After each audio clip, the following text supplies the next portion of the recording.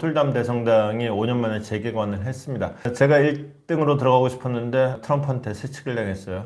뭐 도저히 제가 어떻게 감당할 수 없는 사람이라 세칙이 그냥 당하고 말았습니다. 어쨌거나 이게 이제 뭐 마크롱이야 뭐 프랑스 대통령이니까 당연히 이 자리에 있는 거고, 두 사람은 그 와중에 또 악수 갖고 서로 이제 깍 하고 힘자랑 한번 하고 여기까지는 좋은데, 정말 전쟁통에 있는 사람이 노틀담 개관식에 뭐 그렇게 급하다고 여길 갔겠어요. 이 사람이야 이 양반 만나러 갔겠지. 근데 갔는데도 여기 좀 절박하고 애처롭기도 하고, 이게 말하자면은 이제 약소국의 서름이라면 서름이겠죠. 근데 사실 젤렌스키는 그 서름을 안고 정말 지금까지 나름대로는 열심히 잘 해왔죠. 근데 절대적으로 실력이 딸리는 건 어쩔 수 없는 거고, 또 실력이 딸리면은 손발이 바빠야지 어떡하겠어요. 열심히. 어쨌거나 이제 트럼프로서는 푸틴을 압박하는 이런 액션까지 취하는 모습 확인했는데, 자, 이거는 그냥 지나가는 얘기로 한 거고 이 얘기를 해보겠습니다. 트럼프가 이제 간밤에 MBC 방송을 출연을 해가지고 나토가 미국을 공정하게 대우하지 않으면 나토에서 탈퇴하겠다 라는 얘기를 했어요.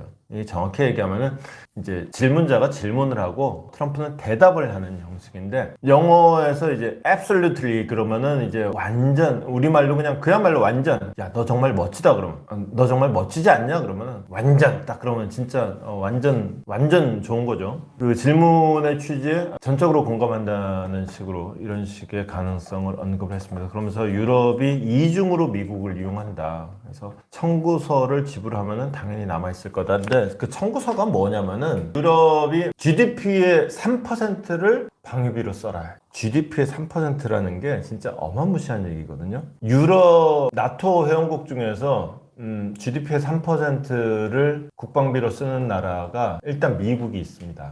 미국은 그러니까 세계 경찰 노릇하느라고 방위비를 많이 써요. 3.3% 정도 씁니다. 그 다음에 이제 러시아의 위협을, 특히나 우크라이나 때문에 러시아의 위협을 직접적으로 느끼고 있는 폴란드가 많이 써요. 여기 4% 넘겠어요. 그 다음에 좀 뜻밖의 그리스가 많이 씁니다. 3.3%를 쓰는데, 그 외에는 목표치가 2%예요. 우리 트럼프가 하도 난리 치니까 그래 우리도 좀 쓸게, GDP 2%까지 써볼게. 이게 목표치가 2%.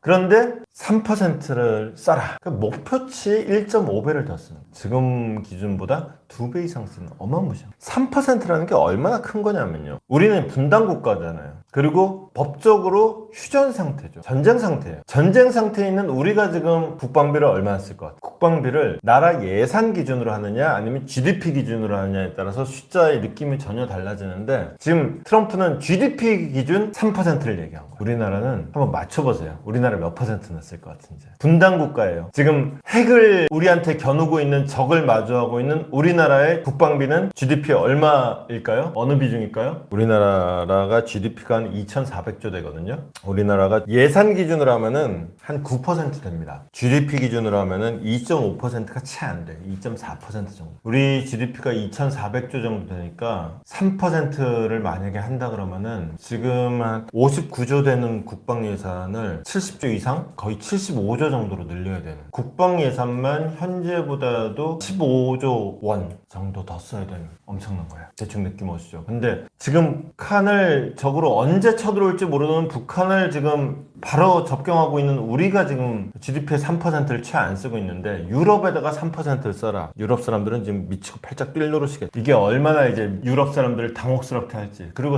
오히려 그 유럽도 그러할진데 우리한테는 어떻게 다가올까? 그러면 이거를 우리로서는 이거를 돈으로 진짜 때려 박을 거냐, 아니면은 진짜로 트럼프가 원하는 건 뭐냐, 이게 진짜로 정말 돈 더 내라는 거냐, 아니면은 딴 거 어떤 액션을 원하는 거냐. 액션도 다 돈으로 환산이 가능합니다. 진짜 장사꾼들은 액션이야말로 돈이랑 바꾸죠. 이걸 잘 생각해 봐야 됩니다. 그러면서 또 하는 얘기가 이겁니다. 관세라는 거는 경제뿐만 아니라 다목적으로 강력한 도구다 라는 관세 신봉자다 라는 얘기를 했는데, 이게 또 우리하고 상관이 많이, 제가 누누이 말씀을 드렸습니다. 제가가 아니라 사실은 뭐 많은 경제 전문가들이 얘기를 합니다. 트럼프가 지금 뭐 여기저기에다가 무지막지한 관세 폭탄을 때리겠다 때린다라고 하죠. 근데 중국의 관세 100%를 때린다는 말은 심하게 얘기하면은 미국에서 팔리는 중국 물건들 가격이 다 2배로 뛴다는 얘기다. 미국 마트에서 파는 물건들이 다 중국산인데 그거 다 2배로 뛰면은 미국 사람들이 느끼는 물가 수준이 다 2배가 되는 거다. 트럼프가 그거 감당하겠냐? 이런 얘기를 제가 할 정도가 되면은 저만 했겠습니까? 미국 사람들은 오죽이나 많이 했겠어요. 그랬더니 그에 대한 트럼프의 대답입니다. 질문. 고율 관세를 부과하면은 미국 국민의 부담이 증대되지 않을 것이라고 약속할 수 있겠느냐? 이게 질문이에요. 그랬더니 나는 개런티는 못해요. 그런데 내가 지난번에 집권했을 때 중국의 관세를 때려봤잖아. 우리가 수천억 달러를 관세를 받았지만은 인플레이션은 없었거든. 관세를 때려봤자 물가 상승으로 이어지지 않는다는 얘기. 다만 여긴 좀 조심할 게 있습니다. 이게 첫 번째, 트럼프는 원래 입만 열면 거짓말을 잘하잖아요. 그래갖고 팩트 체크를 해봤죠. 맞습니다.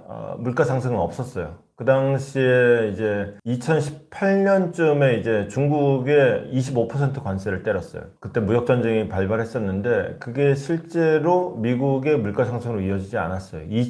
당시 미국의 물가 상승률이 2.4% 정도. 그러니까 인플레이션이라고 할 만한 상황이 일어나지 않았어요. 이유는 근데 이게 관세를 때리는 것과 물가 상승은 관계가 없다라고 말하는 근거가 되냐? 그건 꼭 그렇진 않아요. 첫 번째는 중국이 관세를 딱 때리니까 중국에서 가는 물건들이 관세를 받기 때문에 멕시코를 찍고 거쳐서 들어가는 거예요. 캐나다를 찍고 거쳐서 들어가는 거예요. 그러니까 우회를 해서 관세를 피하는 방법을 하나 썼어요. 그래서 실제로 관세 효과는 높지 않았다. 두 번째, 미국의 어떤 유통 체계는 우리가 생각하는 것하고 많이 달라요. 미국 마트에서 파는 물건은 그거는 마트 주인 거예요. 이거를 얼마에 팔든지 마트 주인 마음대로. 미국의 블랙 프라이데이는 진짜 90% 세일이 허다합니다. 우리는 블랙 프라이데이 해봤자 뭐 얼마 안 되죠. 그러니까 우리는 블랙 프라이데이가 그렇게 와닿지가 않는데 미국은 블랙 프라이데이가 되면 진짜 할인율이 작살나요. 진짜 그때는 진짜 싹쓸이 쇼핑을 할 맛이 납니다. 그게 가능한 이유는 뭐냐? 얘들은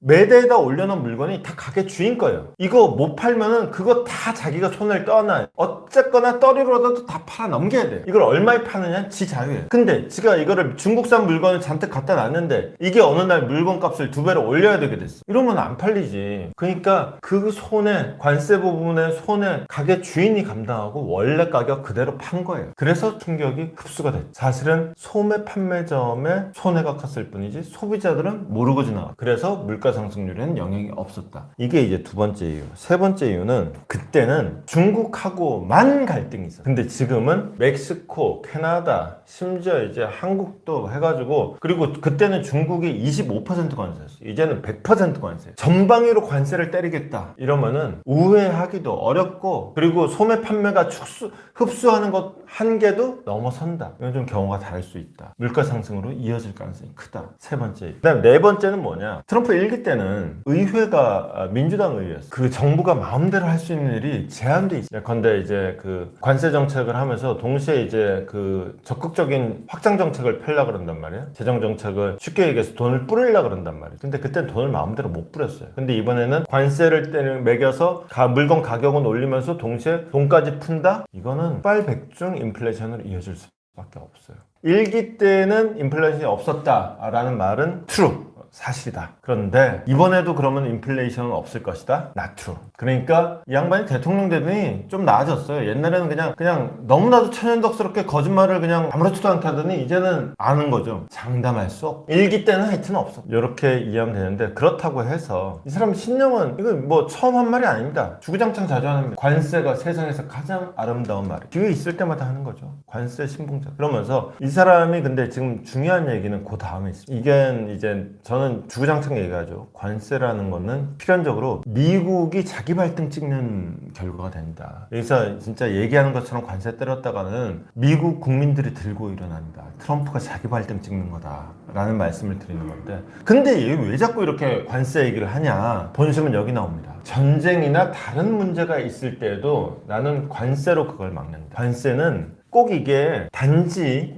경제 문제를 푸는 도구가 아니다. 전쟁을 막는 데에도 유용한 도구가 되고 있다. 적절하게 사용되면 관세는 많은 목적으로 사용될 수 있다. 관세는 경제적으로 뿐만 아니라 경제 이외의 것을 얻는 데도 매우 강력한 도구다. 그러면서 예시를 하는 게 그거예요. 내가 캐나다 트리도 총리하고 내가 관세 올린다 그러고 딱 통화를 했거든. 트리도가 15분 만에 비행기 타더라. 그리고 말하라고 그러고 날아오더라. 이게 관세의 힘이다. 즉, 자 그러면은 다시 우리 얘기로 온다면은 트럼프가 우리한테도 관세 얘기하죠. 반도체 보조금 얘기하면서. 자 그러면은 진짜 트럼프가 얘기하는 건 뭐냐? 정말 관세 해가지고 수천억 달러를 받는 게 목적이냐? 아니면은 많은 목적으로 사용될 수 있다. 진짜 목적이 무엇이냐? 이걸 파악해서 이 목적을 풀어준다면은 관세 같은 건 애시당초에 없는 거죠. 진짜 목적을 알아야지 내고가 가능한 거고 협상이 가능한 이 부분에 대해서 한번 생각해 보는 계기로 삼았으면 좋겠습니다. 자, 트럼프 얘기를 오늘 좀 진지하게 했습니다.